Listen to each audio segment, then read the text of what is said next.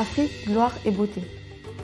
Trois mots qu'on n'a pas l'habitude d'entendre successivement. Imaginez-vous assis dans votre canapé, avec à la main une tasse de café, de thé ou de tisane, et dans l'autre main, une carte qui vous raconte quelque chose que vous n'avez peut-être jamais vu, ni lu, ni entendu sur l'Afrique. Je m'appelle Fanny Ouamara, je suis arrivée en France à l'âge de 15 ans, et un jour dans la cour de l'école, un camarade m'a demandé « Mais Fanny, pourquoi tu parles français ?»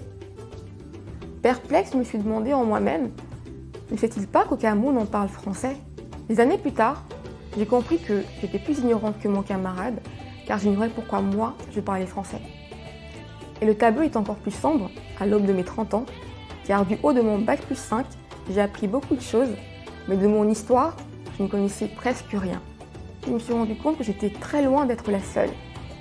Et je me suis dit, qu'est-ce que je peux faire? Et la bonne nouvelle, c'est que l'Afrique a un passé glorieux que j'ignorais totalement. Je ne connaissais pas Soundiata Keïta, le fondateur de l'Empire du Mali, qui en 1236 a fait la Charte du Mandé, l'un des premiers textes sur les droits humains.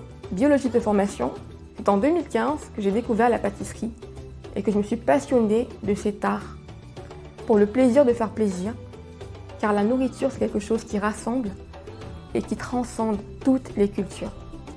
Et aujourd'hui, je vais vous parler de ma marque de biscuits qui s'appelle Africa Blossoms, des biscuits qui vous raconteront l'Afrique depuis votre canapé. Dans chaque boîte, vous aurez droit à des biscuits aux saveurs africaines et une carte postale qui vous fera voyager dans l'histoire, l'art et la culture africaine. Il y a différentes saveurs, différentes épices qui sont utilisées dans mes recettes. Toutes les préparations sont faites en amont, bien avant l'emballage et l'expédition aux clients. C'est ma recette préférée de biscuits qui demande une connaissance poussée au niveau de la cuisson. Dans les boîtes, on retrouve une carte qui raconte une histoire sur l'Afrique.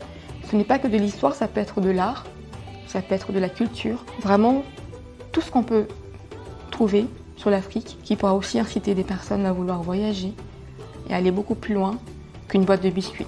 Demain, Africa Blossom, ce sera un tiers-lieu, un lieu de rencontre et de partage où toute personne de tout horizon pourra venir découvrir l'histoire, l'art et la culture africaine.